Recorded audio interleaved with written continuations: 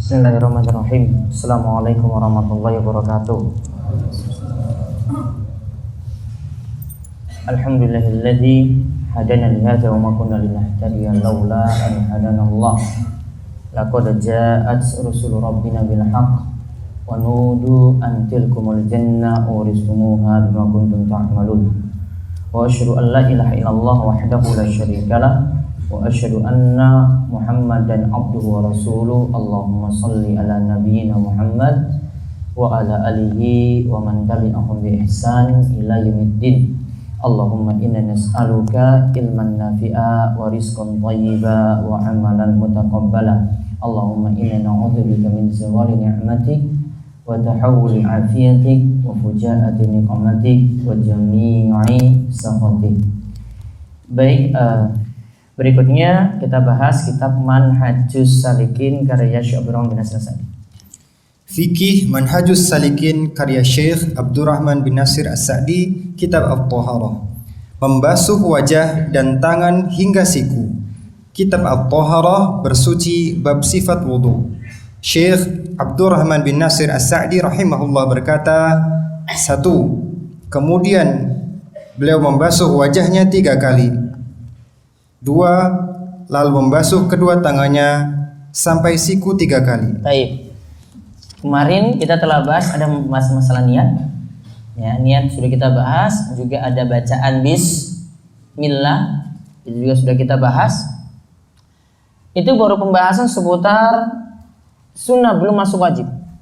Ya, kecuali niat nantinya itu di luar dari itu. Yang kita bahas bismillah, kemudian mencuci tangan, kemudian berkumur-kumur dan masukkan air dalam hidung. Ya, ini pembahasan mulai dari sunnah terlebih dahulu. Kemudian kita masuk dalam yang wajibnya di sini atau bagian dari rukun.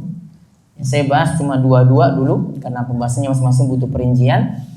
Kemudian beliau membasuh wajahnya 3 kali. Ya, ini untuk wudu mulai dari wajah itu masuk rukun. Kemudian yang kedua, lalu membasuh kedua tangannya sampai siku itu 3 kali. Ya, jadi wajah 3 kali.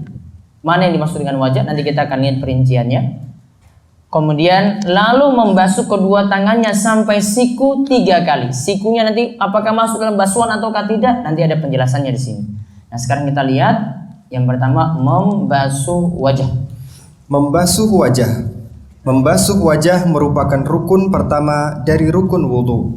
Secara lengkap, ayat yang membicarakan rukun wudu adalah firman Allah Subhanahu wa taala, "Ya ayyuhalladzina amanu idza qumtum ilas sholati faghsilu wujuhakum wa aydiyakum ilal marafiqi wamsahu biru'usikum wa arjulakum ilal ka'bayn." Hai orang-orang yang beriman, apabila kamu hendak mengerjakan sholat, maka basuhlah mukamu dan tanganmu sampai dengan siku, dan sapulah kepalamu dan basuh kakimu sampai dengan kedua mata kaki. Quran surah Al-Maidah ayat ke-6. Nah, basuh wajah di sini dikatakan bagian dari rukun, berarti wajib.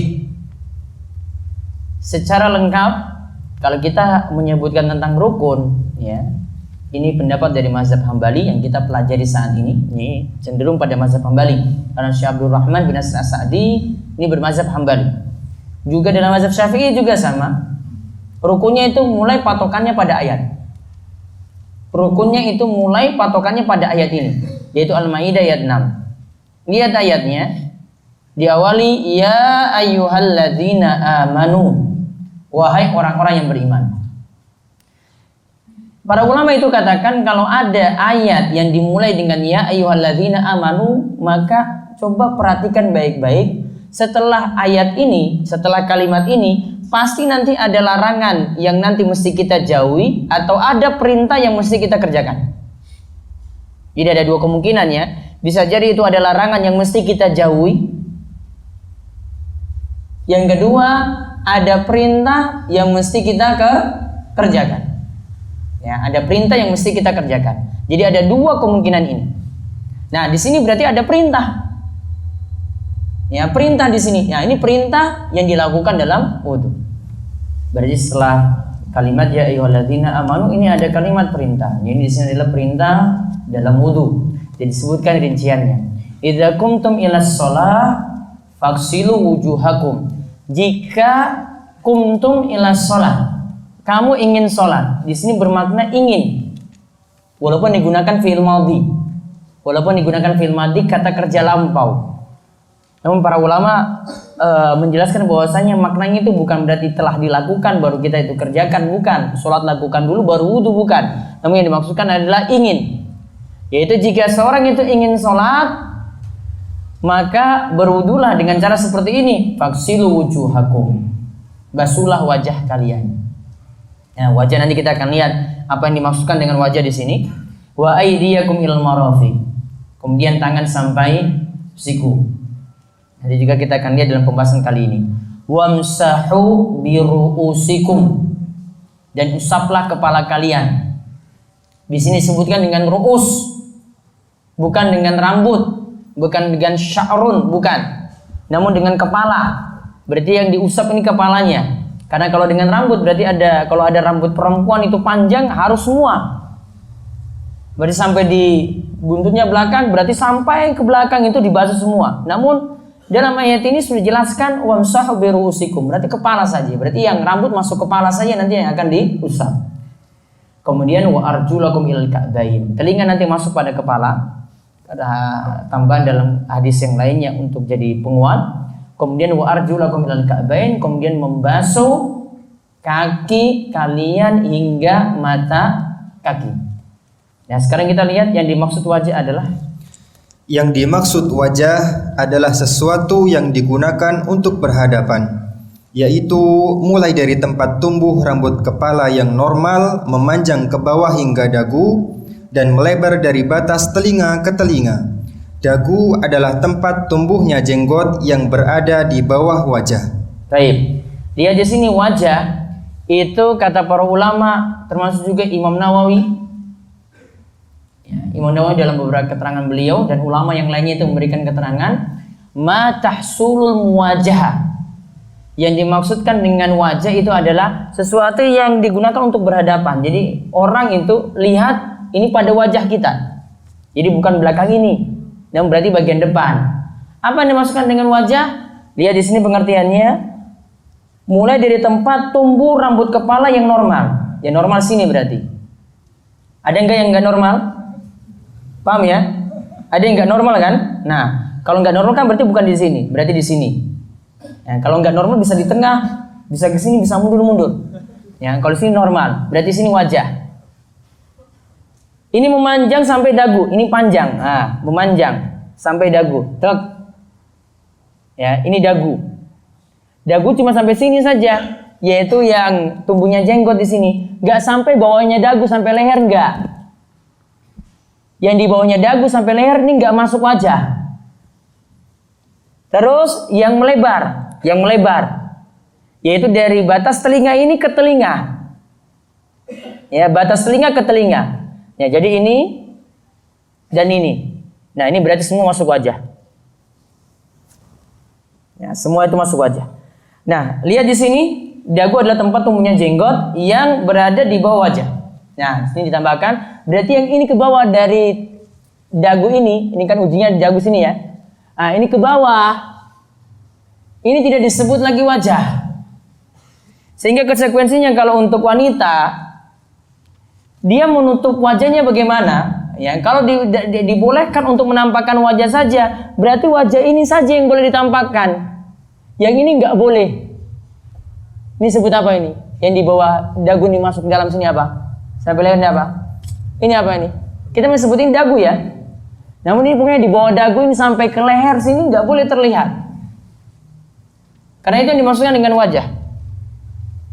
Konsekuensinya itu, kalau dalam wudu berarti ini saja yang dibasuh.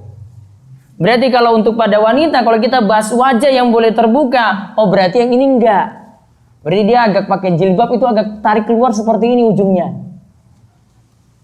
Gitu. Sama juga ketika pakai rukuh atau mukena, tarik agak keluar sedikit, enggak sampai bagian ujungnya itu di lehernya sini enggak. Itu yang lebih sempurna ketika memakai jilbab atau memakai ruku atau mukena ketika sholat. Lalu anjuran membasuh 3 kali dihukumi sunnah berdasarkan ijma. Nah, selanjutnya baca. Sekarang tadi sudah disinggung dagu, sekarang ada jenggot di sini. Apakah dagu dan jenggot sini perlu dibasuh? Lihat. Membasuh dagu dan jenggot. Dalam Al-Mawsu'ah Al-Fiqhiyah bab 21 halaman 215. Ini juz 21 215. Juz ada 21. sekitar ada 45 jilid. Itu berisi ensiklopedia fikih lengkap yang menerbitkannya Senil Kementerian Agama Kuwait. Jadi mereka punya penelitian dengan membahas satu masalah itu sesuai dengan pembahasan dari indeks. Jadi misalnya huruf ghain itu nanti sendiri pembahasannya, huruf alif pembahasannya sendiri lagi, huruf kha pembahasannya sendiri lagi. Jadi istilah-istilah cari berdasarkan huruf saja ya, digolongkan seperti itu. Nanti setiap masalah, misalnya kita bahas masalah mandi atau kita bahas masalah wudhu, situ detail wudhu semuanya, dan situ nanti dibandingkan seluruh mazhab. Jadi itu meringkas pendapat-pendapat situ semuanya. Ya, sudah ada dalam versi PDF, bisa di-download di Waqfiyah. Ya, kalau beli langsung itu ada 45 jilid tadi. Kemudian disebutkan bahwa jika jenggotnya tipis, dagu dan kulitnya ikut kebasuh saat berwudu. Nah, berarti kalau jenggotnya tipis, berarti ini nanti kan kena ketika dibasuh. Dagunya kena, kulitnya juga kena. Ya, dan jenggotnya tipis nih nggak perlu main-mainkan jenggotnya juga, karena airnya sudah masuk. Ya, tipis nggak ada pengaruh di sini. Nah, sekarang selanjutnya. Sedangkan jenggot yang tebal wajib dicuci karena jenggot tersebut tumbuh di bagian yang wajib dibasuh. Adapun di dalam jenggot tebal yaitu dagu dan kulit yang ada di dalamnya tidak wajib dibasuh ketika berwudu karena sulitnya air masuk di dalamnya. Nah, lihat, ini sekarang jenggot yang tebal. Jenggot yang tebal di sini masalahnya dia nutup dagu. Ya, dia nutup dagu. Sehingga dia menggantikan posisi dagu berarti. Nah, berarti jenggotnya yang dibasuh. Lalu bagian dalamnya gimana? Nah, mungkin gambarannya itu jenggotnya Sesudais lah. Ya. Saya bayangkan di sini nggak bisa bayangkan. Nah, jenggot Sesudais itu. Terus yang bagian dalamnya gimana? Nah, di sini dikatakan tidak wajib sampai narik-narik ini bagian kulitnya ini harus kena, karena berat sekali kalau jenggotnya tebal. Ya, nggak mesti sampai wah ini harus saya bersihkan sampai dalam sini, enggak, karena bagian jenggot yang tebal ini sudah kulitnya ini sudah diwakili dengan jenggotnya tadi. Jadi cukup saja tadi dikatakan jenggot yang tebal tadi itu dibasuh sudah. Apakah bagian dalamnya sampai di kulit dan dagunya itu ikut? Enggak. Terus kita ketahui bahwasanya jenggot Nabi Shallallahu Alaihi Wasallam tebal. Dan itu sangat sulit dengan satu telapak tangan, sesuai kebiasaan beliau untuk membasuh jenggot tebal hingga dagu. Umumnya sulit seperti itu. Nah, kita tahu jenggot Nabi SAW tebal, namun beliau tidak paksakan sampai di kulitnya untuk dibasuh. Bukti di antara Nabi SAW itu jenggotnya tebal ketika sholat. Para sahabat itu tahu gerak mulut Nabi SAW, itu tahu dari jenggotnya yang naik turun. Ya, dari jenggotnya yang naik turun. Menunjukkan bahwasanya beliau ketika baca sesuatu itu mulutnya gerak. Ya, mulutnya itu gerak, dan ini nampak sekali kalau jenggotnya itu tebal. Terus hal yang sama disebutkan dalam Al-Mawsu'ah Al-Fiqhiyah juz 35 halaman 228. Jadi juz yang berbeda karena pembahasannya berbeda. Mungkin satu bahas ini, namun istilahnya sama. Terus pembahasannya sama. Ada hadis dari Utsman bin Affan radhiyallahu anhu, beliau berkata, "Anna Nabiyya sallallahu alaihi wasallam kana yukhallilu lihyatah." Nabi sallallahu alaihi wasallam biasa menyela-nyela jenggotnya ketika berwudu. Nah, di sini cuma disela-selain gini saja. Namun apa? Enggak wajib sampai ke kulit tadi. Ya, ketika jenggotnya tebal tidak wajib sampai ke kulit tadi. Kalau jenggotnya tipis tadi ya sudah kena jelas. Terus sekarang Syekh Abdul Aziz bin Baz. Syekh Abdul Aziz bin Baz rahimahullah menyatakan bahwa hadis-hadis yang menyatakan hadis yang membicarakan Nabi Shallallahu Alaihi Wasallam menyela-nyela jenggot saling menguatkan satu dan lainnya. Menyela-nyela jenggot ada tuntunannya dan hukumnya sunnah. Namun Nabi SAW sendiri tidak melakukannya terus-menerus. Nah, apakah boleh dirutinkan terus-menerus? Kalau Nabi SAW sendiri tidak merutinkannya terus-menerus. Ini juga menunjukkan tidak harus atau tidak wajib. Terus? Jadi jenggot dan dagu itu bagian dari wajah yang ikut dibasuh saat wudhu. Nah, dan kesimpulan yang lainnya lagi, kalau tadi disebutkan Nabi SAW itu menyela-nyela jenggotnya, berarti Nabi SAW itu berjenggot. Ya, berarti Nabi SAW itu berjenggot. Dan beliau dalam beberapa hadis itu menyebutkan biarkanlah jenggot dan pendekkanlah kumis. Biarkanlah jenggot dan pendekkanlah kumis. Maka kalau seorang laki-laki, ya bagusnya kalau kondisinya dia tahu jenggotnya itu ada, maka dia biarkan itu apa adanya. Imam Nawawi dalam Syarah Sahih Muslim itu menerangkan yang dimaksudkan dengan jenggot itu dibiarkan, itu adalah dibiarkan apa adanya, tidak dipendekkan, tidak dipotong, tidak dirapikan. Dibiarkan apa adanya saja. Ya, ini yang disebutkan oleh Imam Nawawi tadi. Sekarang kita lihat membasuh tangan hingga siku. Membasuh tangan hingga siku. Mencuci tangan hingga siku termasuk rukun wudhu yang kedua. Yang dimaksud tangan adalah ujung jari hingga siku. Siku juga turut dibasuh. Siku adalah batas antara dhira' dari siku sampai ke ujung jari dan adud lengan atas. Baik, lihat siku. Ini batasan siku itu di sini antara dhira'. Ini namanya dhira'. Ya, ini namanya dhira'. Dari ujung tangan ini sampai batas ini. Kemudian adud. Ini lengan atas nih adud namanya. Bahasa Arabnya namanya adud. Maka pemisahnya di sini dengan siku di sini. Ini namanya siku. Terus kalimat ilal mirfaqaini dalam ayat bermakna ma'a atau bersama. Siku artinya siku ikut terbasuh. Nah, bersama siku artinya siku itu turut terbasuh. Ada dalil lebih lengkap dalam masalah ini. Kenapa sampai siku juga ini harus kena basuhan? Kita lihat di pembahasan hadis di bawahnya. Yang lebih lengkap membicarakan membasuh tangan hingga siku adalah hadis dari Nu'aim bin Abdillah al-Mujmir. Ia berkata, "Ra'aitu Aba Hurairah yatawaddau fa ghassala wajhahu fa asbagha al-wudu'a, thumma ghassala yadahu al-yumna hatta ashra'a fil 'adudi, thumma yadahu al-yusra hatta ashra'a fil 'adudi, thumma masaha ra'sahu, thumma ghassala rijlahu al-yumna hatta ashra'a fis saqi, thumma ghassala rijlahu al-yusra hatta ashra'a fis saqi, thumma qala hakadha ra'aitu Rasulullah sallallahu alaihi wasallam yatawaddu."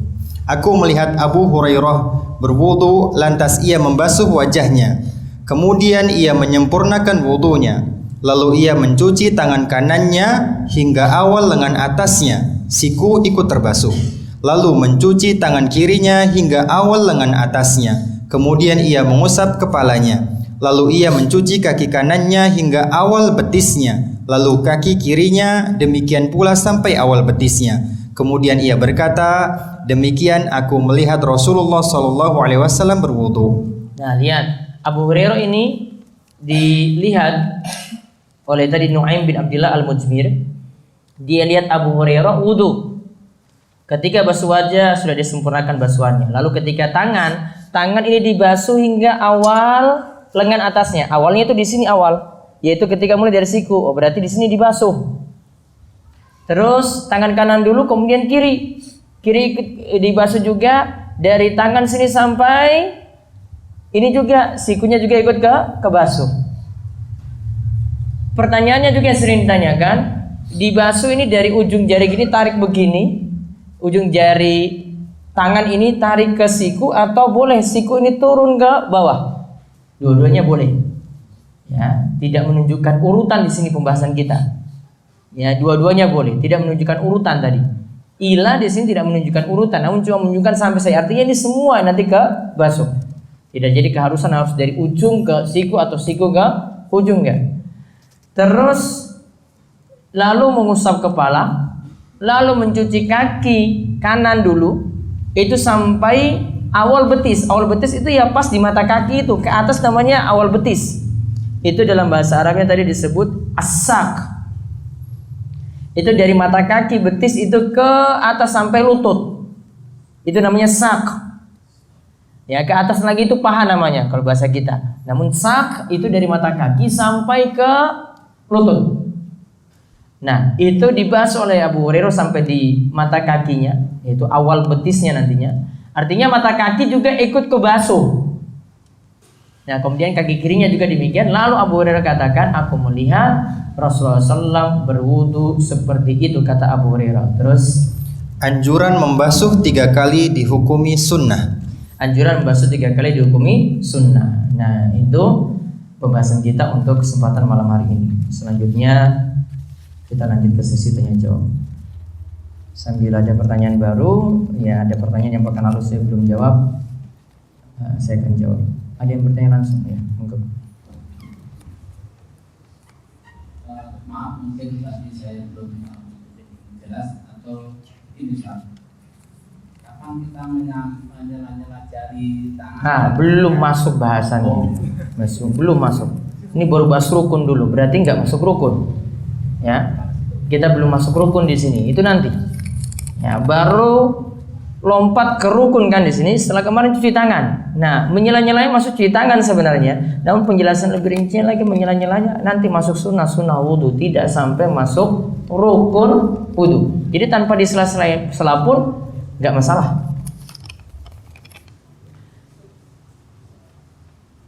Terus ya. Ya. Waalaikumsalam warahmatullahi wabarakatuh.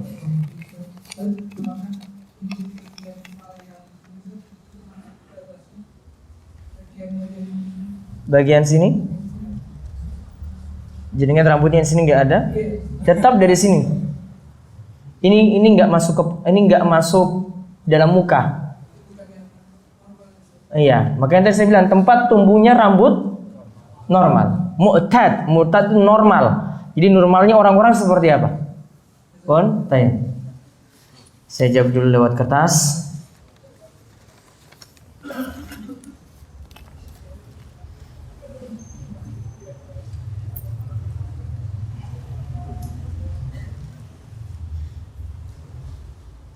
Menteri pernah menjelaskan bahwa pendanaan beasiswa LPDP didapat dari hasil investasi aman atau deposito yang modal investasinya didapat dari penarikan pajak. Apakah beasiswa tersebut haram karena hasil pajak dan riba? Apakah waktu yang sangat terasa cepat ini salah satu tanda-tanda kiamat? Bagaimana caranya agar waktu menjadi lapang? Pengertian waktu yang bertambah cepat itu tanda kiamat, betul ada penjelasannya. Ada hadis khusus yang menjelaskan tentang hal ini. Namun ada beberapa pengertian tentang waktu yang dirasa cepat ini. Saya belum bisa menyebutkan rinciannya. Mungkin satu waktu baru saya bisa membahas hal ini karena di luar materi saya tidak bisa jawab. Adapun tadi tentang beasiswa, dari ada situs sumbernya dari pajak, ada di situs sumbernya dari riba. Saya yakin masih ada sumber yang lainnya yang halal. Sehingga saya tidak bisa hukumi jadi haram beasiswa ini, saya tidak bisa hukumi. Karena masih ada bercampur dengan harta halal. Jadi kesimpulannya harta yang bercampur di sini, ini ada harta yang bercampur dalam beasiswa ini. Kesimpulannya masih boleh dimanfaatkan dari harta yang bercampur tadi. Sebagaimana Rasulullah SAW itu masih menerima hadiah dari orang Yahudi. Padahal Yahudi itu hartanya bercampur juga. Ada dari pekerjaan haram, ada yang dari pekerjaan yang halal, ya, yang mereka nggak perhatikan halal dan haramnya ada. Sehingga untuk beasiswa tadi tetap masih dihukumi sebagaimana asalnya, masih boleh diterima. Berapa lama masa iddah? Apakah setiap perkara atau menjanda berbeda lamanya masa iddahnya? Rinciannya panjang di sini masa iddah. Masa iddah nanti ada yang karena diceraikan, karena kasus cerai. Nanti dilihat ini karena ini wanitanya masih mengalami haid ataukah tidak. Kalau masih mengalami haid berarti nunggu 3 quru. Quru di sini para ulama berbeda pendapat lagi. Ada yang katakan 3 kali suci, ada yang katakan 3 kali haid. Ya, ada 2 pendapat dalam masalah ini. Ada juga masa iddah itu karena kematian suami, itu menunggu 4 bulan 10 hari. Ada juga masa iddah karena diceraikan oleh suami saat hamil, maka menunggu sampai melahirkan. Begitu juga wanita yang tinggal mati suami dalam keadaan hamil, menunggu juga sampai melahirkan. Jadi masa iddah berbeda-beda. Apa hukum film? Pasalnya cerita dibuat-buat. Lalu bagaimana dengan film Islami? Apakah ada film tentang Umar dan sebagainya? Secara umum Allah, saya tidak bisa menjawab hukum sandiwara ini karena itu masuk dalam sandiwara. Adapun tentang adegan-adegannya, ya tidak bisa dihukumi secara mutlak di sini. Tentang sandiwara ini masih boleh atau tidak, sebagian ulama ada beda pendapat. Saya simpan dulu untuk pertanyaan tadi.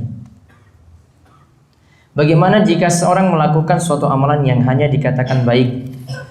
Kalau baik saja tidak cukup. Kita itu mau beramal, amal soleh itu memenuhi 2 syarat.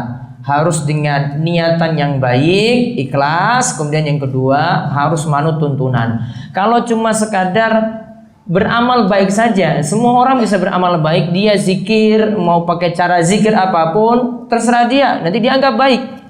Namun tetap harus manut pada tuntunan. Jadi tidak cukup dengan istilah baik saja. Masih di kampung saya mendapatkan bantuan uang dari suatu lembaga syariah, dan sudah dibelikan peralatan speaker, karpet. Bagaimana hukumnya? Saran saya, kalau ini dari lembaga yang dihukumi riba, baiknya tidak dimanfaatkan untuk fasilitas masjid. Para ulama itu ketika merinci dana-dana apa saja yang dana haram, apa yang tempat penyaluran dana haram ini digunakan untuk apa, mereka selalu tekankan pokoknya jangan disalurkan untuk masjid. Ya, jangan disalurkan untuk masjid. Jadi saran saya, bagusnya dana tadi tidak dipakai untuk sound system, tidak dipakai untuk beli karpet, tidak untuk cat masjid, tidak untuk fasilitas masjid yang ada. Ya ada mungkin dia hanya bisa perbaiki jalan yang ada depan masjid, bisa. Toilet juga mungkin masih bisa. Namun kalau untuk selain itu tidak. Karena tadi para ulama walaupun ada beda pendapat dari sini, namun ini yang lebih pas kalau kita jawab, dana haram termasuk dana riba hanya boleh digunakan untuk selain masjid. Untuk dana masjid tidak boleh. Apa itu tawassul? Tawassul itu kita berdoa dengan melakukan suatu pendekatan pada Allah. Ada perantara yang disebut. Bisa jadi dengan menyebut Asmaul Husna, bisa jadi dengan menyebut amal soleh, bisa jadi dengan perantaraan orang soleh yang masih hidup. Tidak boleh dengan yang sudah mati. Apakah Islam mengenal tawasul? Iya, tadi sudah saya jawab. Jika iya, apakah ada tata caranya? Tadi bisa tawasul dengan Asmaul Husna, bisa dengan amalan soleh yang kita yakini diterima, bisa dengan orang soleh yang masih hidup. Sebagaimana para sahabat ketika Rasulullah SAW masih hidup, hujan belum turun-turun, para sahabat datang pada Rasul, minta, wahai Rasulullah, berdoalah pada Allah supaya hujan itu turun. Jadi minta Rasul sebagai tawassul, minta pada Allah, Allah yang turunkan hujan. Itu dinamakan dengan tawassul tadi. Ketika saya bangkit dari sujud, berdiri, saya refleks baca At-Ta, cuma begitu saja. Selanjutnya sadar dan baca surat Al-Fatihah. Apa perlu sujud sahwi? Dalam mazhab Syafi'i kalau keluar 2 huruf dengan sengaja, ingat kalimatnya dengan sengaja. Kalau kalimat ini tadi At-Ta ini sudah 2 huruf tidak sengaja, tidak membatalkan salat. Jika sedang berada dalam mobil dan keadaan jalan sedang macet, dan pada saat itu waktu sholat sangat singkat, sholat maghrib, bolehkah sholat dalam mobil? Kalau keadaan macet, ini diantara alasan boleh menjamak sholat. Ini misalnya macetnya pas maghrib, ya, maka waktu sholat maghrib ini bisa diundur ke waktu isya. Bisa diundur ke waktu isya, namun jamak ini tidak boleh digabung dengan qashar kalau bukan safar. Cuma jamak saja, berarti nanti dia undur sholat maghrib, dia lakukan maghrib dulu. Maghrib 3 rakaat, kemudian isya 4 rakaat tanpa dikosor. Karena di sini kalau bukan safar tidak boleh kosor. Kosor cuma ada ketika seorang itu bersafar. Jika imam sholat gerakannya terlalu cepat dan makmum ketinggalan sehingga imam sudah berganti gerakannya, apakah makmum termasuk tidak mengikuti imam? Dikatakan mengikuti imam itu kalau imam memenuhi tumakninah. Contoh tumakninah ketika ruku itu sekadar membaca subhanallah kalau dalam mazhab Syafi'i.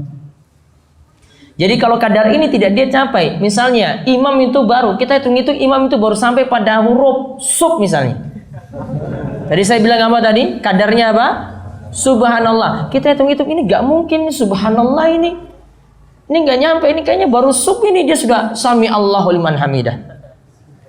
Nah, berarti imam sudah kecepatan di sini, maka tugas makmum kalau dia memang ingin lanjut dengan imam, dia gerakannya biasa meskipun telat.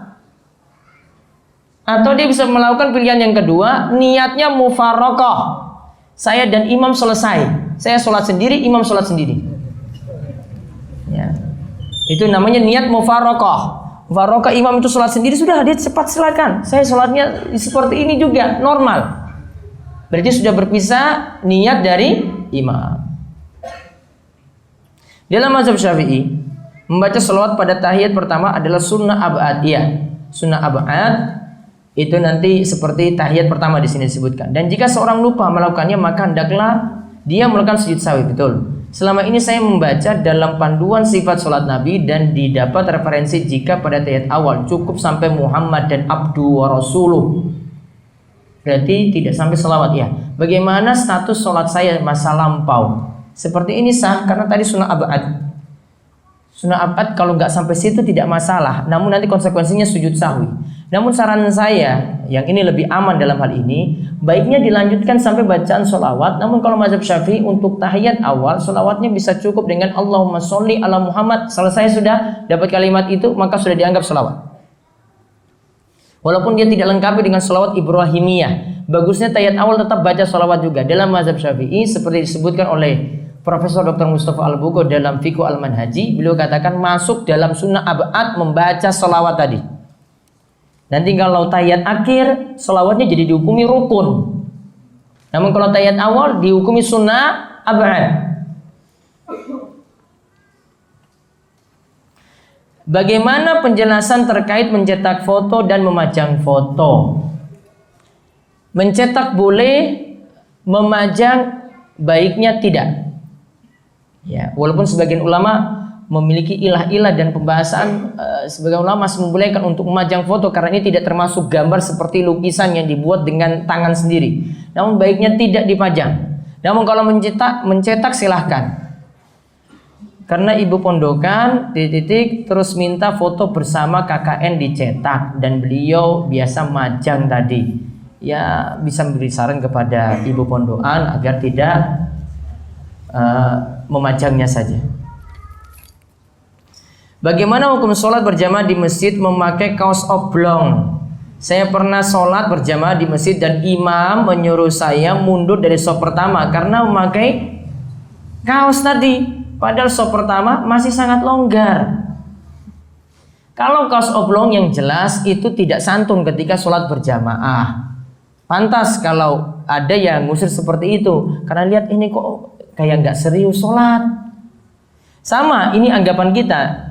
Bapak, ibu-ibu bisa perhatikan, imam itu nggak pakai peci. Kalau di tengah-tengah kita, itu biasanya nggak boleh jadi imam. Ini masalah apa nih? Ini masalah aturan yang sudah berlaku di tengah masyarakat, perlu diikuti. Karena kalau imam aja seperti itu di protes jamaah, wah imamnya nggak pakai peci nih gimana sih? Karena sudah kebiasaan, sudah ma'ruf di tengah kita itu kalau jadi imam itu pakai peci semacam itu, sehingga aturannya tetap diikuti. Tidak masuk dalam dalil khusus tidak, namun aturan yang sudah berlaku. Maka itu yang diikuti dalam masalah ini. Jadi kalau sama dengan aturan tadi, ya ini sesuatu yang tidak wajar. Ya, bagusnya dengan kemeja itu mungkin lebih sopan atau dengan kaos yang mungkin lebih modelnya lebih bagus lah, bukan sekedar kelihatan kaos oblong. Kaos oblong berarti kan kurang santun kalau menurut kita. Saya pernah sholat ba'diyah. Pada saat saya sholat ada yang menepuk bahu saya. Dikira saya menunaikan sholat fardu. Apakah sah sholat orang yang menepuk bahu saya tadi? Dia ngikuti jenengan itu tidak masalah. Walaupun juga jenengan tidak ganti niat jadi imam. Dia cuma sekedar ngikuti. Ya, jadi saya misalnya sholat ba'diyah isya, dia datang, kemudian sholat isya dengan saya. Dikira saya sholat isya juga sama-sama telat. Nah, dia ikuti tadi. Walaupun jenengan gak ganti niat jadi imam pun boleh. Ganti niat jadi imam juga boleh, tidak ganti juga boleh. Kemudian ketika itu jaharkan suara sampai selesai, salat jenengan sah. Namun kalau sudah niatkan 2 rakaat ya tetap 2 rakaat. Kalau tadi dia itu 4 rakaat untuk sholat isya, maka dia tinggal lanjutkan sampai 4 rakaatnya itu selesai. 2 orang tadi sholatnya itu sah.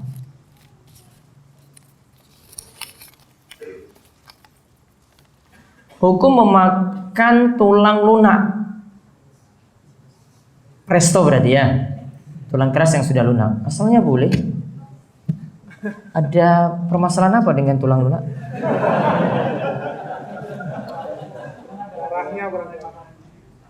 Kan itu makanan jin dan itu kan untuk istinja yang nggak boleh. Ini ikan ada tulang sudah dilunakkan misalnya, terus saya makan boleh nggak? Itu kan tadi cuma bilang makanan jin. Kalau kita buang saja di pinggir jalan, nah jin manfaatkan. Berarti kalau kita makan malah ini nggak masalah. Masalah perbedaan pendapat antara mazhab Syafi'i dan Imam Ahmad tentang duduk iftirash atau tawarruk, yang manakah pendapat yang kita ikuti atau bolehkah kita melakukan kedua cara tadi? Tidak bisa memilih antara Ahmad dan Syafi'i untuk duduk iftirash atau tawarruk untuk tahiyat akhir tadi, karena ini dua hal yang kontradiksi. Kalau dalam mazhab Syafi'i, kaidahnya tadi sudah saya sebutkan kemarin. Setiap rakaat terakhir duduknya tawarruk. Mau 1 rakaat, 2 rakaat, 3 rakaat, 4 rakaat, mau 1 kali tahiyat atau 2 kali tahiyat. Ini paling simpel kaidahnya. Namun kalau dalam mazhab Imam Ahmad, kalau baru 1 kali tahiyat terus langsung salam, duduknya iftirash. Namun kalau 2 kali tahiyat, duduk yang pertama nantinya iftirash, duduk rakaat terakhir baru tawarruk. Mana yang lebih tepat dalam masalah ini? Saya sudah sebutkan riwayat dari An-Nasai kemarin. Nabi SAW duduk 2 rakaat dan ketika itu salam, beliau duduknya tawarruk bukan iftirash. Ya, riwayat An-Nasai. Nabi SAW duduk 2 rakaat dan di situ 2 rakaat salam, beliau duduknya itu tawarruk. Ya, jadi ini jadi kaidah juga dalam mazhab Syafi'i untuk hadis tadi. Bagaimana hukum mengangkat tangan untuk takbir saat bangkit dari tasyahud awal? Apa dalil tersebut? Dalilnya ada, dalil tentang masalah ini ada, dalil khususnya ada. Nanti pembahasannya ketika kita bahas sholat. Jika lupa maka perlukah setelah sedekap ulang takbir lagi? Enggak. Ini masuk sunnah hay'ah. Makanya kalau belajar mazhab itu enak. Kesalahan seperti ini tahu atau kekurangan seperti ini tahu. Saya tidak lakukan, saya mesti apa? Sunnah hay'ah itu dalam mazhab Syafi'i, kalau sudah terlanjur ditinggalkan tidak perlu kejar lagi. Kalau sudah terlanjur ditinggalkan juga tidak perlu sujud sahwi. Itu namanya sunnah hay'ah. Namun kalau sunnah abad seperti ayat awal tadi, kalau ditinggalkan diteruskan. Namun kekurangannya ini tutup dengan sujud sahwi. Kalau sunnah hay'ah tidak sujud sahwi. Makanya manfaat itu belajar mazhab Syafi'i. Jadi tidak cukup pelajari sifat sholat Nabi. Ya, jadi tahu ini saya lakukan selain ini saya lakukan apa, itu terjawab dalam fikih mazhab. Nanti kurang dipahami detail dalam pelajaran umum seperti hadis, tidak. Detailnya dalam fikih mazhab. Jadi tahu, oh ini kesalahannya ini, saya harus lakukan apa. Ini masuk sunnah abad, ini masuk sunnah hay'ah. Mazhab Syafi'i sudah memudahkan hal ini. Bolehkah memakai kaos kaki saat sholat karena kedinginan? Boleh sekali. Bagaimana keterangannya? Pakai dalil untuk khuf. Nabi SAW itu ketika sholat itu pernah pakai khuf. Kalau sholat, khufnya itu kalau beliau itu mukim, beliau tidak copot 3 hari berturut-turut, itu pakai terus khuf tadi. Tidur pakai itu, mau pergi ke jamban pakai itu, mau sholat juga pakai itu. Maka ketika saat wudunya batal selain dari junub. Ya, wudunya itu batal, cukup saat kaki itu ingin dibasuh, cukup diusap saja sepatunya. Maka berlaku juga untuk kaos kaki sama seperti itu, sifatnya sama. Bolehkah sholat memakai jaket? Boleh sekali. Bahasa Arabnya itu boleh jiddan. Jika mengucapkan salam ketika masuki rumah, maka setan akan keluar dari rumah. Betul, setan nanti akan mengatakan pada teman-temannya, kalian sudah tidak ada lagi tempat bermalam. Kalau ketika makan tidak baca bismillah, Ya, maka setan nanti katakan pada teman-temannya, oh ini kalian sekarang sudah ada santapan malam. Kalau dia sudah baca bismillah, oh berarti kalian tidak lagi dapat jatah makan malam. Sama seperti tadi, tidak masuk rumah tidak baca salam misalnya, atau menyebut nama Allah. Maka setan nanti katakan pada teman-temannya, sekarang kita punya tempat untuk bermalam. Terus mengucapkan salam ketika ini. Terus kapan setannya balik? Katakan jika tidak baca bismillah itu tidak apa-apa jika mulai makan. Wallahu a'lam. Pertanyaan sudah ngawur ya kayak gini. Ini jomblo-jomblo nih galau-galaunya itu banyak.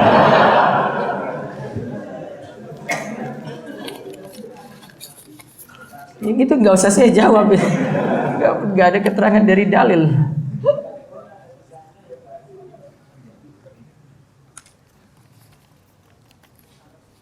Apa beda Al-Masih pada nama Isa bin Maryam dan Al-Masih pada Dajjal? Masih itu maksudnya mengusap. Kalau pada Al-Masih Isa putra Maryam, karena dengan dia mengusap saja orang yang sakit bisa sembuh dengan izin Allah. Sedangkan kalau pada Dajjal bisa sembuhkan orang sakit juga. Bisa juga Dajjal ini punya sifat yang Allah itu sebutkan. Dia dengan mengusap seluruh muka bumi, artinya dia akan mengitari seluruh muka bumi kecuali Mekah dan Madinah. Itu istilah Al-Masih yang dimaksudkan semacam itu. Apakah ada doa khusus supaya dapat berhenti dari kemaksiatan yang sering dilakukan? Baca doa tadi antara tahiyat akhir dan salam, itu supaya dosanya diampuni, sekaligus nanti Allah beri taufik supaya tidak mengulangi dosa itu lagi. Kemudian ada doa-doa yang lainnya lagi seperti Allahumma inni a'udzubika min syarri sam'i wa min syarri basari wa min syarri lisani wa min syarri qalbi wa min syarri mani. Ya, ini meminta perlindungan dari jeleknya pandangan, jeleknya telinga, pendengaran, jeleknya lisan, jeleknya hati, ya, dan jeleknya mani, yaitu jeleknya kemaluan. Nah, ini akan diberi taufik itu. Nah, telinganya ini sering bermaksiat dengan telinga, dengar musik misalnya, ya, maka nanti Allah akan beri petunjuk supaya telinganya tidak mau lagi mendengar. Kalau dengan pandangan misalnya, lihat gambar-gambar yang tidak boleh untuk dipandang, maka Allah akan beri petunjuk pada pandangannya. Itu dengan doa ini bisa diamalkan. Mohon doakan saya semoga dapat sembuh dari kemaksiatan ini. Mudah-mudahan Allah beri taufik dan hidayah, rajin diri majelis ilmu supaya bisa meninggalkan maksiat secara total. Apakah haram uang hasil kerja dengan menggunakan Windows atau Microsoft bajakan? Windows bajakan, Microsoft bajakan berarti hasilnya nggak berkah. Ya, terus hasil kuliahnya gimana? Ya wes nggak berkah juga. Pernah ketika sholat berjamaah suara imam tidak terdengar. Saat sujud kiri kanan saf saya juga tidak bangkit lama. Saf saya tidak bangkit lama. Sehingga saya inisiatif bangkit nengok imam. Dan ternyata ketinggalan 2 rukun sholat. Bagaimana hukum menengok dan selanjutnya ketika ketinggalan rukun tadi? Menengoknya darurat di sini tadi.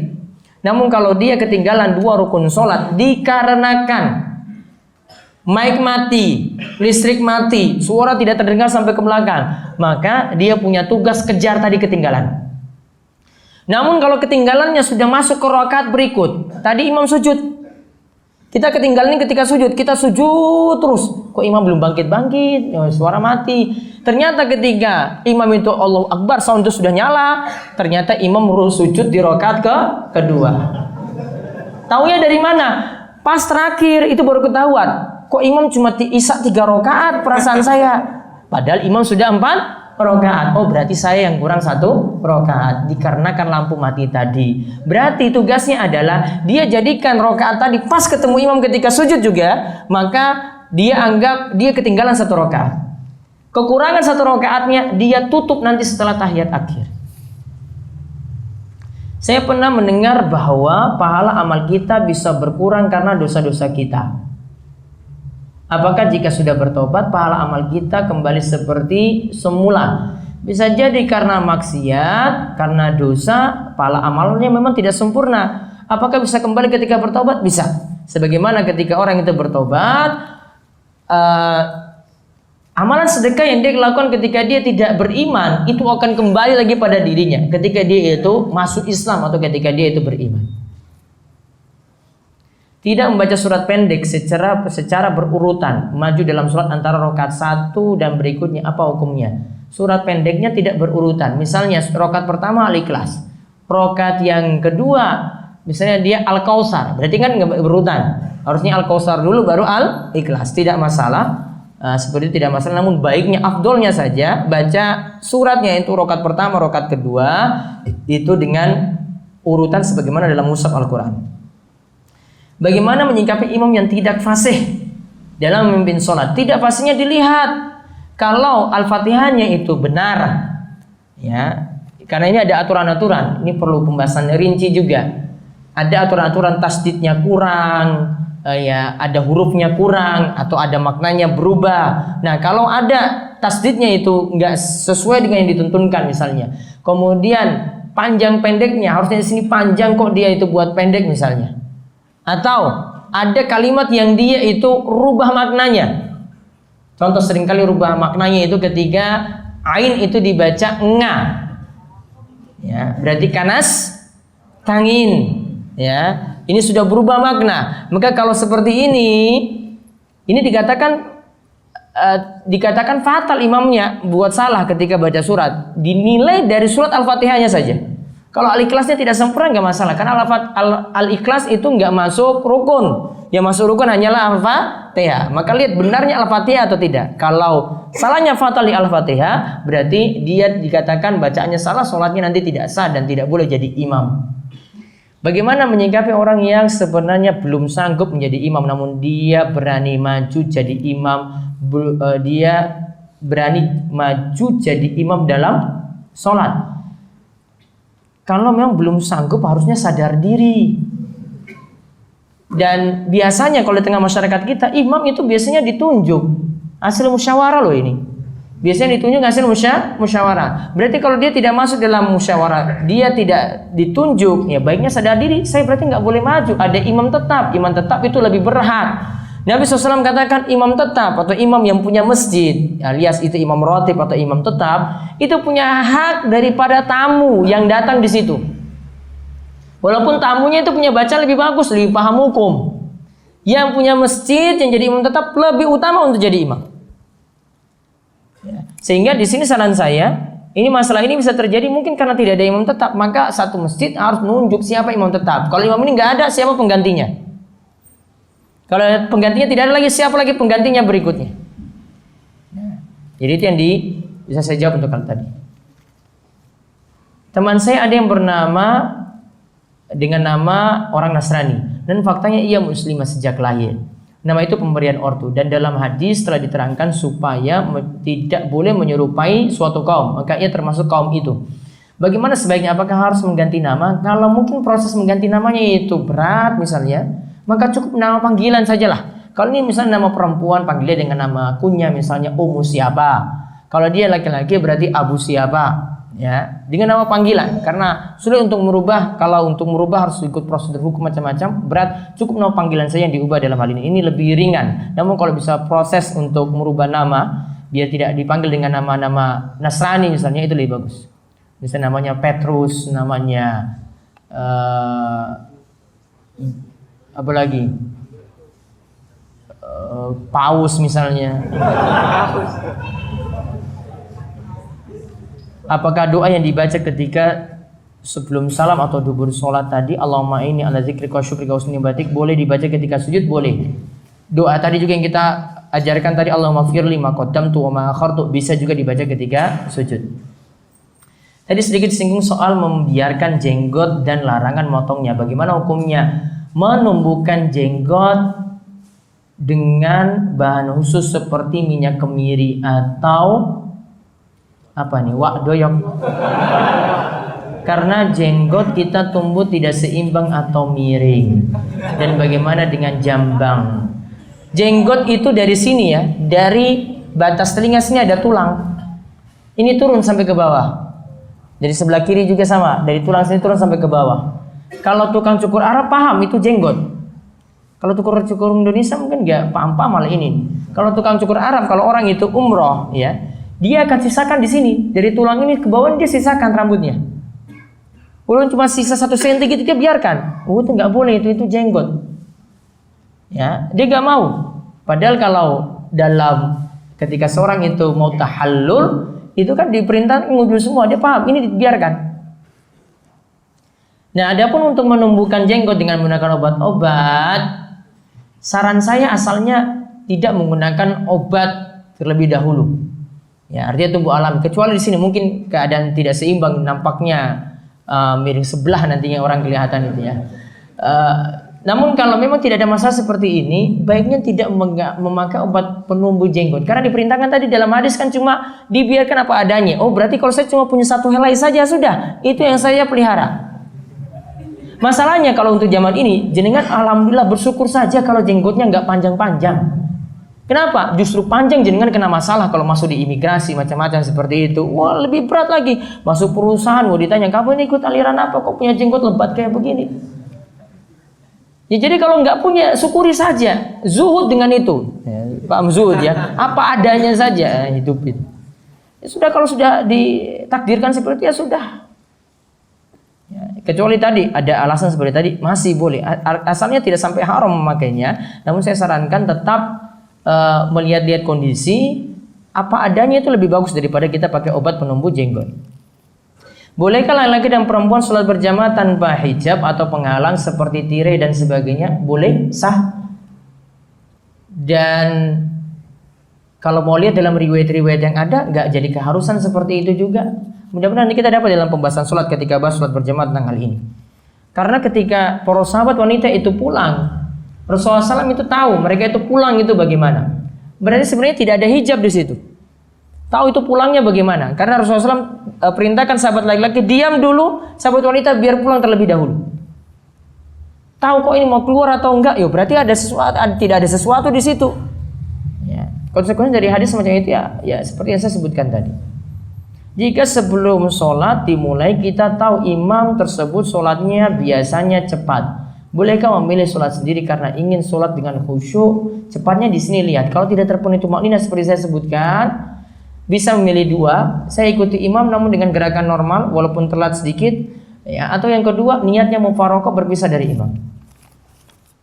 Bagaimana hukum wanita yang harus bermalam di kampus untuk tugas kelompok dengan laki-laki seperti mahasiswa teknik? Apakah dengan dulu pernah melakukan hal tersebut harus bertobat? Bertobat. Dan saya tidak sarankan perempuan kumpul dengan laki-laki semacam itu apalagi tengah malam.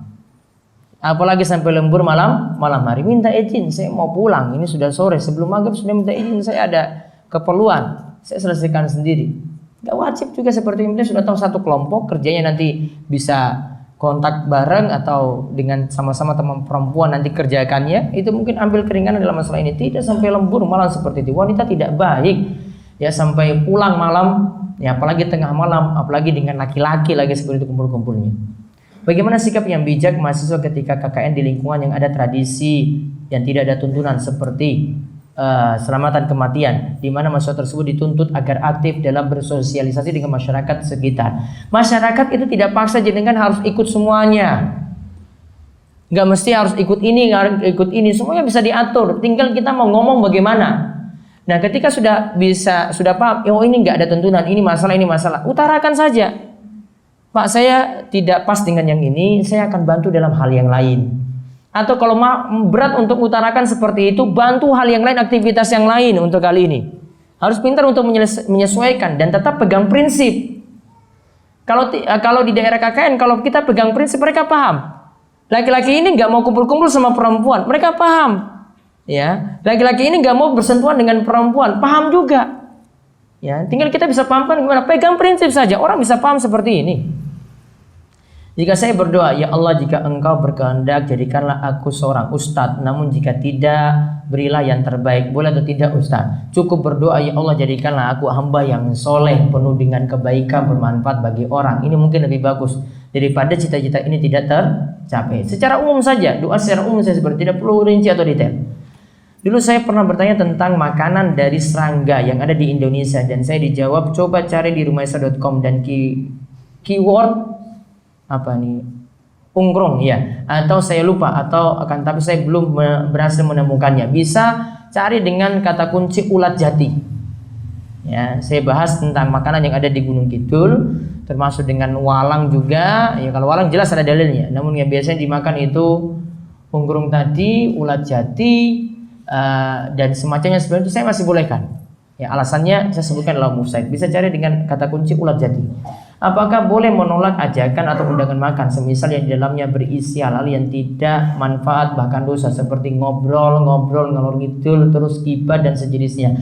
Kalau memang diundang makan diperintahkan untuk dihadiri. Namun kalau lihat tidak ada manfaat penuh gibah di dalamnya, ya Allah itu perintahkan orang beriman itu la yashhaduna zura.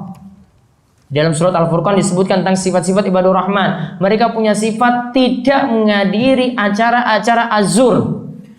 Apa itu azur? Bisa jadi azur itu adalah maknanya kedustaan. Bisa jadi azur itu adalah kemaksiatan. Jadi kalau ada acara kemaksiatan tidak dihadiri berdasarkan ayat ini. Namun kalau bisa sambil mengingkari kemungkaran, mungkin bisa jadi wajib dia untuk menghadirinya. Jika sedang sholat tiba-tiba ada sisa makanan yang keluar dari sela-sela gigi, apa yang harus kita lakukan? Dimuntahkan tadi, dikeluarkan, tidak boleh ditelan. Kalau ditelan sholatnya batal. Setiap kali wudhu saat menghirup air ke hidung dan mengeluarkannya, kemudian saya selalu bersin. Dia katakan, hacim, bagaimana demikian?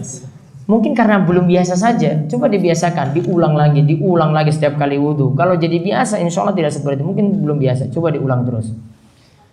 Dalam surat Al-Maidah dikatakan basuhlah muka dan tanganmu. Dalam riwayat Muslim nomor 2246 cuci tangan kanan. Cuci dengan basuh di sini istilah yang sama. Sama-sama kalau dalam bahasa Arabnya goslu. Ya, sama-sama basuh atau cuci di situ. Yang beda itu kalau kalimat mashu, mengusap. Mengusap itu tangannya cukup basah. Ya, tangan cukup basah seperti ketika mengusap kepala dan telinga. Itu tidak pakai istilah goslu di sini. Kalau goslu itu artinya diguyur kepalanya. Di sini tidak berlaku untuk kepala. Nanti akan kita lihat pembahasannya ketika bahas mengusap kepala. Bagaimana cara masbu ketika imam sedang sujud? Apa tetap harus sedekap setelah takbiratul ihram? Imam sujud, jenengan masuk, Allahu Akbar, tidak perlu sedekap. Karena sedekap ini kalau maksudnya untuk baca surat, langsung takbir tadi pertama untuk takbiratul ihram, takbir lagi untuk turun sujud. Saya sholat subuh masih terkantuk-kantuk dan saya sadar sholat saya bacaan tidak karuan di rakaat pertama tadi. Setelah sholat selesai, maka saya mengulang lagi sholat subuh tadi. Dan karena bacaan saya lamban atau lelet, maka saya sholat subuh sampai mataharinya terbit. Apa saya termasuk tidak mendapatkan sholat tersebut? Sebenarnya kayaknya ini was-was nih, banyak was-was saya seperti itu. Kalau sudah yakin sholatnya sudah sempurna, baiknya di sini berjamaah. Kalau ini laki-laki yang bertanya, berjamaah, maka imam akan membantu di sini. Ngantuknya dia, imam akan membantu. Ya, kekurangan dia itu imam akan membantu. Saya masih perasaan saya ini masih sholat sendiri. Saran saya sholat berjamaah dengan imam. Maka kalau rasa ngantuknya tadi akan terobati dengan imamnya tadi. Kekurangannya juga nanti akan ditutup dengan karena berjamaah dengan imam. Bagaimana wanita bercadar? Sholat ketika hijab di depannya pendek. Ada terlihat oleh ikhwan, apakah cadar tetap dibuka saat sholat atau tetap digunakan? Baiknya kalau yakin cadar itu dipakai, berarti tetap ditutup kalau terlihat oleh ikhwan. Anda pernah dengar kalau sholat tidak boleh ada penutup di wajah? Iya, tidak boleh ada penutup di wajah ketika tidak ada laki-laki lain. Namun kalau ada laki-laki lain, tetap menutup wajahnya. Kalau yakini harus pakai cadar. Apakah dibolehkan makmum masih berdoa di tasyahud akhir dengan cukup lama walaupun imam sudah salam? Jadi tidak mengikuti imam langsung salam. Tadi sudah disebutkan imam itu diangkat untuk diikuti, tidak boleh diselisihi. Maka kalau imam sudah salam, langsung salam walaupun tidak berdoanya banyak di situ. Konsekuensinya ikuti imam. Maka boleh kita berdoa. Nanti setelah kita baca tahiyat, salah satu syaratnya adalah tidak boleh telat dari imam ketika imam itu sudah salam. Apakah hukumnya pinjam di koperasi, yaitu koperasi pegawai yang ada lebihnya? Kelebihan ini akan dibagikan sebagai sisa hasil usaha. Di sini berarti pinjam uang ya, sisa hasil usaha di akhir tahun kepada anggotanya. Dan SAU ini bercampur dengan usaha lain yang halal dari koperasi tersebut. Saya sarankan koperasinya dibedakan antara simpan pinjam dengan usaha. Usaha disendirikan. Kalau koperasinya berisi usaha, usahanya halal dan sisa hasil usahanya boleh dimanfaatkan. Namun kalau koperasinya bergerak dalam simpan pinjam, simpan pinjamnya jadi masalah. Kalau ini dari anggota, iurannya dari anggota, kemudian dipinjamkan pada anggota, kemudian ada tambahan, di situ tambahannya riba. Dibagikan lagi di akhir tahun, jadi sisa hasil usaha. Itu bukan sisa hasil usaha, namun sisa bagi riba. Dirasakan bareng-bareng satu anggota, berarti semua anggota makan riba. Maka saran saya, kalau sudah ada usaha, pikir usaha saja, simpan pinjamnya tidak dipungut tambahan. Ya, simpan pinjamnya tidak dipungut tambahan. Kalau memang ada kredit macet situ ada yang tidak kembalikan simpan pinjam tadi, maka di blacklist. Konsekuensinya bisa dia dikeluarkan dari anggota. Wah, nggak pernah nyetor-nyetor lagi untuk bayar. Bisa dikeluarkan. Konsekuensinya seperti itu. Nanti akan memberatkan. Ada punishment, itu namanya punishment, dikeluarkan. Ya, kita tidak tuntut tambahan, namun dia tidak boleh lagi jadi anggota karena tidak mau tertib dalam bayar utang sini. Bagaimana cara menjamak sholat maghrib ke isya? Maghrib ke isya berarti jamak takhir. Soalnya saya pernah mendengar sholat wajib itu berurutan. Ketika saya ketinggalan maghrib karena ada uzur yaitu safar dan mampir ke suatu daerah sudah masuk waktu isya, apakah sholat isya berjamaah dulu dengan niat maghrib? Saya ikut isya tadi, imamnya isya, saya tetap niat maghrib atau seperti apa? Ikuti sesuai dengan urutan. Berarti imamnya sholat isya, jenengan nanti sholatnya sholat maghrib. Nah, masalahnya di sini imamnya 4 rakaat, makmumnya 3, berarti nggak sama. Nah, nantinya ketika imam sudah sampai rakaat ketiga, jenengan sekarang tahiyat akhir, tidak boleh nambah sampai rakaat keempat karena maghrib tidak mungkin 4 rakaat. Rakaat ketiga bisa langsung salam. Langsung ketika itu masih dapat 1 rakaat dengan imam. Nanti 1 rakaat ditambah lagi.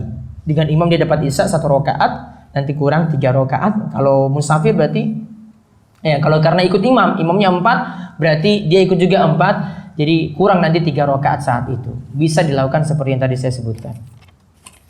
Bagaimana hukumnya seorang notaris membuat data pendirian koperasi yang dalamnya ada unsur riba? Berarti ta'awun alal ismi wal udwan, tolong menolong dalam dosa dan permusuhan. Dia ta'awun. Jadi notaris untuk koperasi simpan pinjam tadi berarti tolong menolong dalam dosa. Ataupun membuat akta pendirian perusahaan yang dalamnya ada produk haram. Kalau ada produk haram juga sama seperti itu. Ini namanya ta'awun dalam dosa, tolong menolong dalam dosa. Amalan apa yang bisa dilakukan seorang anak untuk orang tuanya yang sudah meninggal agar orang tuanya bisa terlepas dari siksa kubur? Amalannya itu banyak. Ada amalan saya pernah rinci dalam buku 52 mengatasi problem hidup.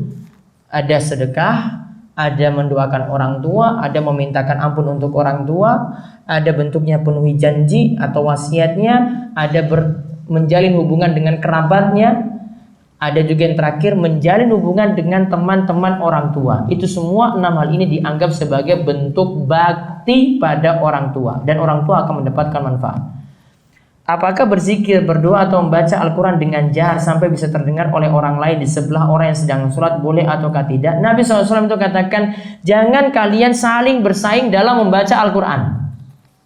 Sini baca Al-Quran, sini lagi keraskan. Situ baca cukup untuk dia, ini baca cukup untuk dia. Kalau ngerti situ ada orang yang sholat, berarti dia lirihkan sendiri bacaannya, biar tidak mengganggu orang yang sholat. Sama orang yang sholat juga dia mau jaharkan. Dia lihat sini ada baca Al-Quran, dia tidak keraskan bacaannya, dia lirihkan saja untuk dirinya saja. Seperti tidak bersaing dalam membaca Al-Quran. Saya bekerja sebagai administrasi airport tax atau PCP2U bandara. Bagaimana hukumnya? Apa itu termasuk pajak yang dilarang atau itu bagian dari retribusi jasa yang dibolehkan? Apa itu termasuk syubhat pekerjaannya?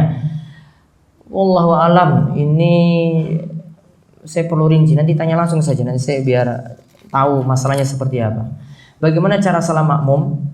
Apakah menunggu imam salam ke kanan dan ke kiri baru kita salam, atau ketika imam salam ke kanan kita langsung mengikutinya? Baiknya imam salam kanan kiri baru kita kemudian itu salam. Nanti mudah-mudahan setelah sampai bahasan sholat baru kita nanti sampai pembahasan itu. Bagaimana hukum kebablasan bacaan tasyahud awal? Pada rakaat pertama saya melamun hingga bacaannya sama seperti bacaan tasyahud akhir. Kalau dimaksudkan sampai bacaan selawat benar, tidak masalah. Kalau yang dimaksudkan dia baca doa, masih dibolehkan oleh sebagian ulama doa ketika tasyahud awal. Jadi tidak dikatakan kebablasan ketika itu. Namun ingat, sifat tasyahud awal biasanya bacaannya lebih ringan dibandingkan tasyahud akhir. Apabila tiba-tiba mimpi menikahi teman yang sudah lama sekali tidak ketemu. dan tidak saling berhubungan, apakah itu salah satu tanda jodoh atau hanya mimpi saja? Aduh mas, jomblo galau. Itu cuma galau aja, itu belum dapat jodoh. Sehingga ingat-ingat kekasih lama jadi kebawa dalam mimpi. Belum tentu itu juga jodohmu. Ya siapa tahu itu juga firasat, bisa jadi. Ya, cobalah nempuh. Siapa tahu belum dapat jodoh dia, bisa dijodohkan mudah-mudahan. Namun kalau bukan ya sudah. Saya ingin sholat sunnah ba'diyah fardu tadi, kita harus pindah tempat atau bergeser dari posisi semula. Dalam hadis Muawiyah disebutkan tentang masalah sholat Jumat. Dikatakan ketika sholat Jumat di tempat yang ini, Muawiyah katakan Rasulullah SAW perintahkan pada kami untuk pindah tempat. Tujuannya apa? Di antara manfaatnya yang pertama, untuk membedakan sholat wajib dan sholat sunnah. Yang kedua, semakin banyak tempat kita melaksanakan sholat, berarti makin banyak tempat yang jadi saksi kita pada hari kiamat. Yauma idzin tuhaddisu akhbaraha. Bumi ini nanti akan membicarakan apa yang dia lihat pada hari kiamat. Dia lihat manusia ini sholat di sini, terus pindah tempat. Berarti tempat ini juga berbicara nanti. Oh, manusia ini sholat di sini. Makin banyak tempat, berarti makin banyak ada yang jadi saksi pada hari kiamat. Apakah batal sholat kita apabila kita melihat, maaf, bokong sop yang di depan kita terbuka karena bajunya yang terlalu pendek? Kalau seperti itu, melihat yang aurat orang lain, wallahu alam, tidak jadi batal dalam hal ini. Dan perlu nanti diingatkan saja untuk orang yang tadi bokongnya masalah tadi terbuka auratnya.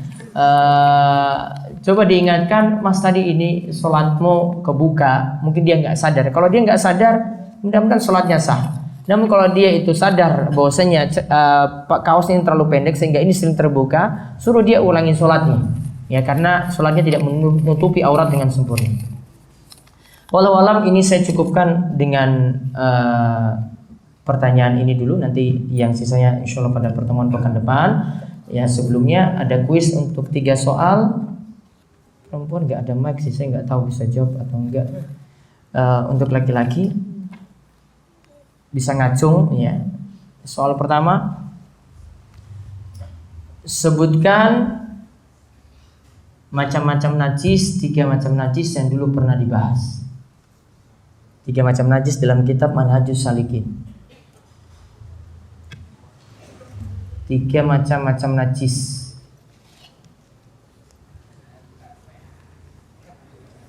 Tiga saja. Iya. Kencing, darah dan bangkai. Barakallahu fiik. Mau buka apa? Amalan pembuka pintu rizki, meninggalkan sholat 50 doa. Atau bid'ah? Hah? 50 doa. Pertanyaan yang kedua,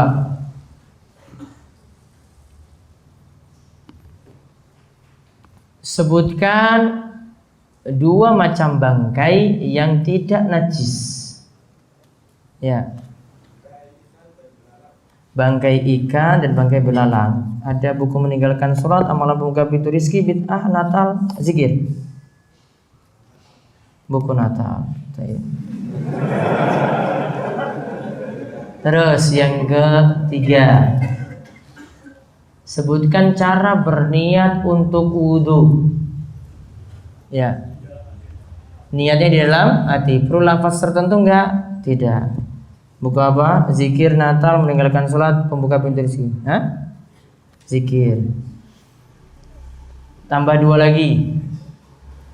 Sebutkan hukum membaca bismillah dan alasannya dalam wudu. Baca bismillah saat wudu. Bajis hitam. Hukumnya tidak wajib, sunnah, berarti alasannya.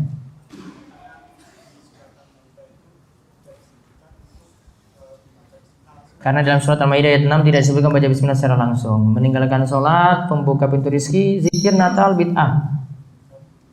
Pembuka pintu rizki. Berikutnya lagi,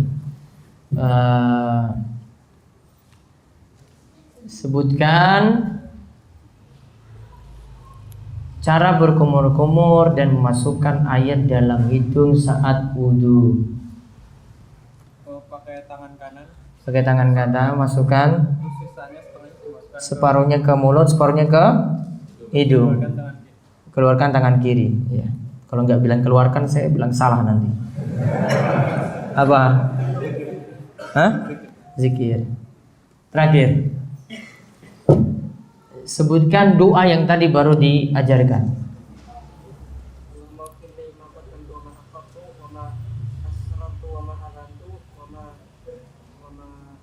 Asraftu.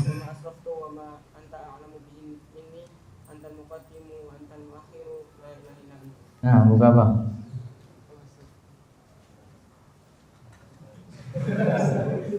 Natal, meninggalkan sholat bid'ah. Bid'ah. Terakhir. Tadi satu yang tadi mau hafal. Ada yang nggak hafal lagi? Ya.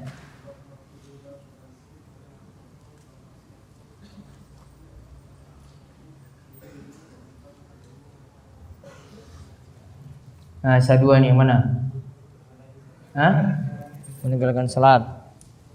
Satu lagi. Satu nih. Sini sebelah sini. Ya.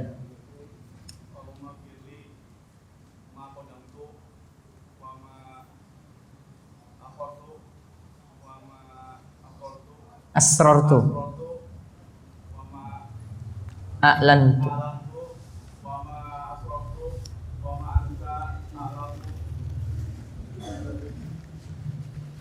Bihi minni.